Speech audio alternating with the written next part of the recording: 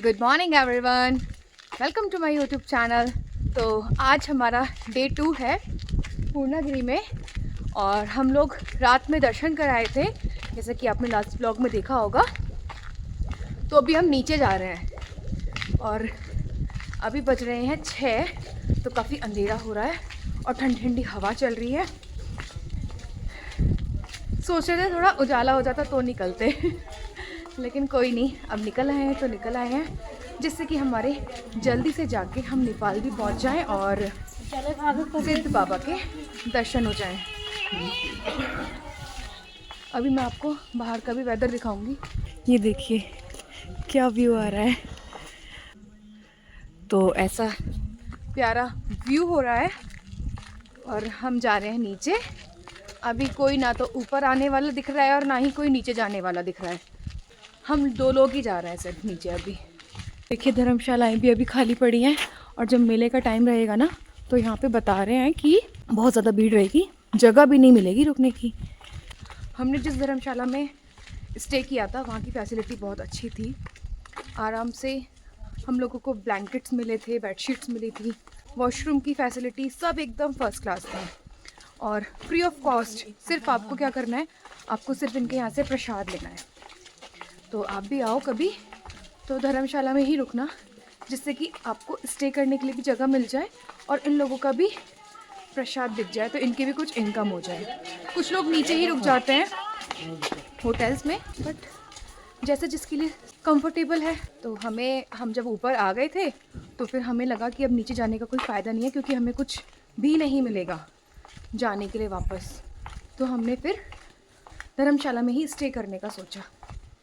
अच्छा था एक्सपीरियंस सही था।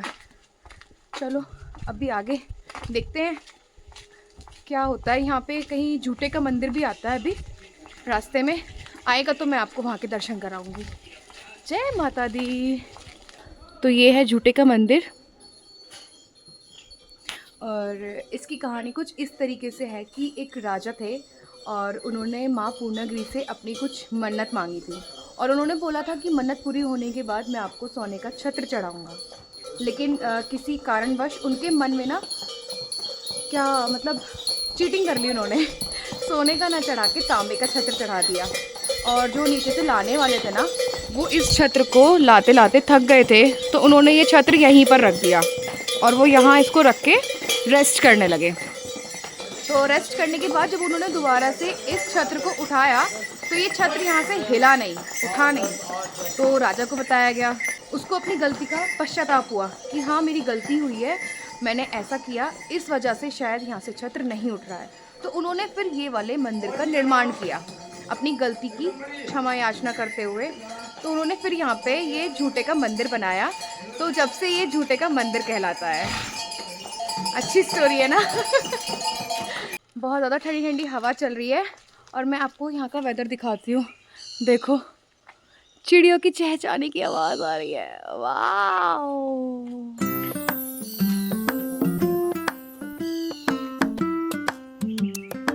तो गाइस हमने आधा रास्ता कवर कर लिया है और नीचे आते आते उजाला भी हो गया है।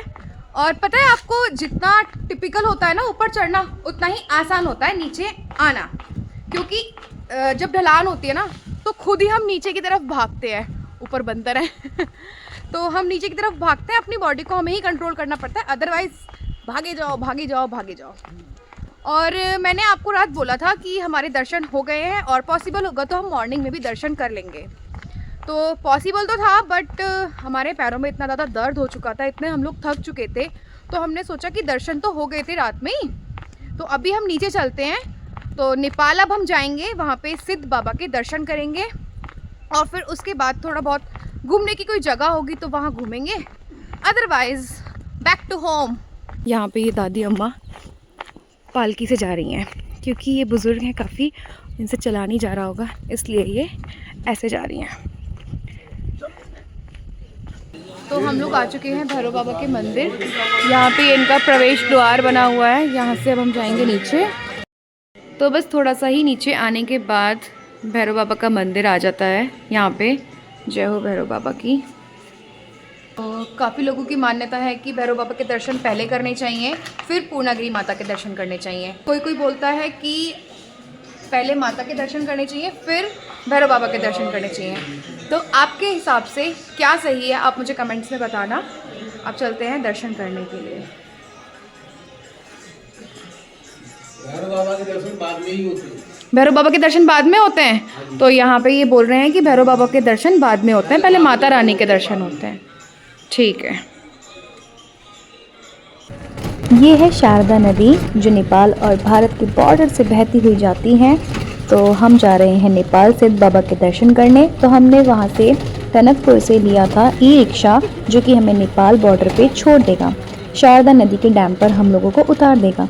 तो जैसे कि आप सबको पता है कि नेपाल और भारत के रिलेशंस बहुत अच्छे हैं, तो हमें नेपाल जाने के लिए किसी भी वीज़ा या पासपोर्ट की ज़रूरत नहीं पड़ती है। सिर्फ हमें वहाँ पे आईडी कार्ड दिखाना होता है, एंट्री करा के हम जा सकते हैं नेपाल। गाइस अब हम लोग आ चुके हैं नेपाल बॉर्डर पे और ये है ब्रिज, शारदा ब्रिज। ये शारदा नदी आ रही है। भी हम यहाँ से ये पुल क्रॉस करेंगे तो नेपाल में हमारी एंट्री होगी। तो टनकपुर से हम लोग आए थे बाय ई रिक्शा और अभी यहाँ पे देखते हैं क्या फैसिलिटी मिलती है। वैसे तो बाइक्स भी अवेलेबल हैं, देखते हैं जो भी मिलेगा उसमें जाएंगे। तो अब हम जा रहे हैं नेपाल। अच्छा लग रहा है कि नेपाल में एंट्री करेंगे, अपने देश से दूसरे देश में जाएंगे। तो हम लोग ब्रिज को क्रॉस कर चुके हैं ऑलमोस्ट और यहाँ से होगी नेपाल की एंट्री। आई थिंक यहाँ पे ना रिस्ट्रिक्शन होगा, वीडियो अलाउ नहीं होगी, इसलिए मैं ना दूर से ही बना रही हूँ।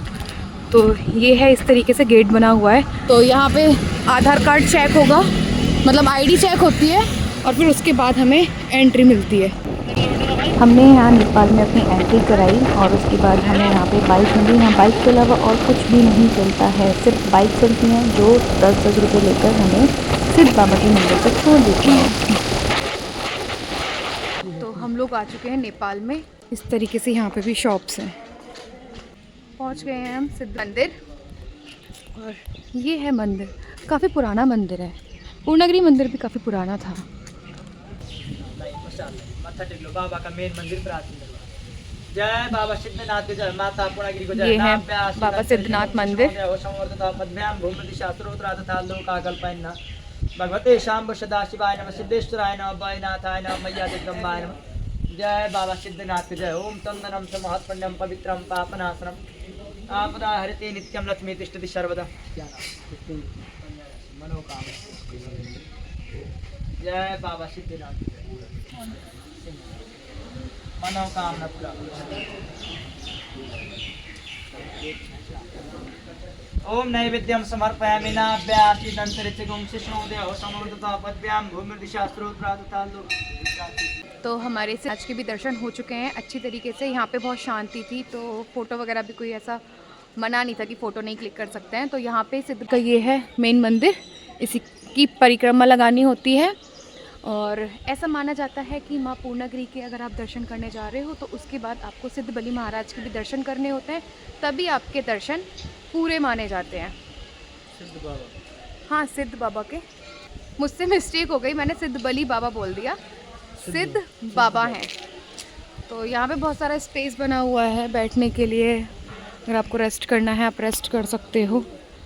फ़िलहाल तो हम कुछ खाने जा रहे हैं क्योंकि सुबह से कुछ खाया नहीं है और वॉक काफ़ी ज़्यादा हो गई है, भूख लग रही है। अभी फिर कुछ खाते हैं, तब मिलते हैं, देखते हैं क्या होता है आगे। बने रहें व्लॉग में और अगर वीडियो पसंद आए तो वीडियो को लाइक भी कर देना। तो हम बैठे हैं यहाँ पे नेपाली रेस्टोरेंट में और हम यहाँ पे खा रहे हैं नेपाली डिश चाव चाव, और पीछे आंटी हमारे लिए बना रही हैं चाव चाव। तो देखते हैं कैसा रहता है। वैसे बता रही है कि मैगी की तरह होता है, लेकिन मैगी से टेस्टी होता है, तो टेस्ट करके बताऊंगी कैसा लगेगा। चाव चाव।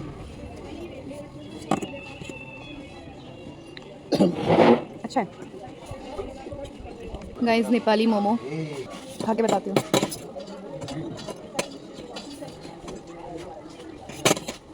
सेम सेम ही टेस्ट लग रहा है वैसे तो, है ना? बोलो। नेपाली फूड एक्सप्लोर कर रहा है।